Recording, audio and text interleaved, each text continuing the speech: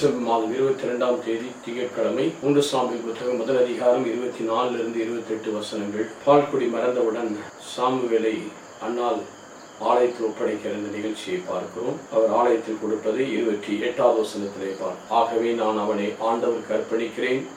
அவன் தன் வாழ்நாள் அனைத்தும் ஆண்டவருக்கு அர்ப்பணிக்கப்பட்டவன். அங்கே அவர்கள் ஆண்டவரை தொழுதார். அன்னாள் தன்னுடைய மகனை நினைவு கூர்ந்தாள். அவர் சொல்லுகிற இந்த வார்த்தையை பாருங்கள்.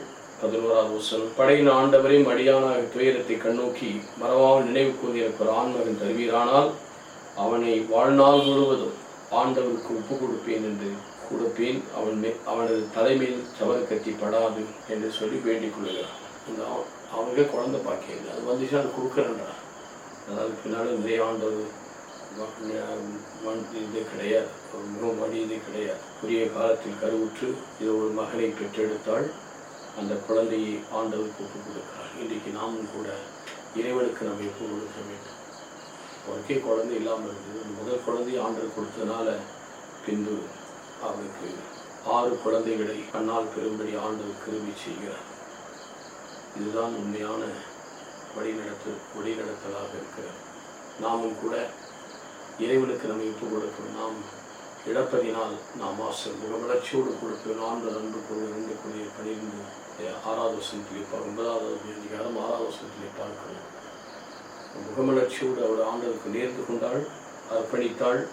அதனுடைய விளைவாக ஆண்டவருக்குரிய பாத்திரமாக அவள் தன் மகனை ஆண்டவருக்கு நசரேனாக இறுதி வரை ஆண்டவருக்கே அர்ப்பணிக்கப்பட்டால் பொழுது கொண்டார்கள். இதனுடைய விளைவுதான் அதற்கு பின்னால் பார்க்கும்போது இந்த அந்நாளுக்கு ஆண்டவர் மற்ற குழந்தைகளையும் 21 சொல்லுகிறார்.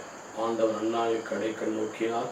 கருவுற்று 3 ஆண்களையும் 2 பெண்களையும் பெற்றெடுத்தார். சிறு சாமுவேலோடு ஆண்டவர் திருமுன் வளரானான். 5 குழந்தைகள் பிளஸ்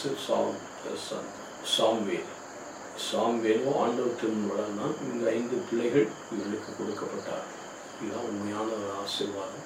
எனக்கு அருமையான சகோதர சகோதரிகளை, நாமும் இந்த வாழ்விலே ஆண்டவருக்கு அர்ப்பணித்தோம், ஆசிரியர் பெற ஒப்புக் கொடுப்போமா? எங்கள் நல்ல ஆண்டவரை நமக்கு எங்களை ஒப்புக் கொடுக்க அதனுடைய நிறைவான ஆசீர்வாதத்தை பெற்று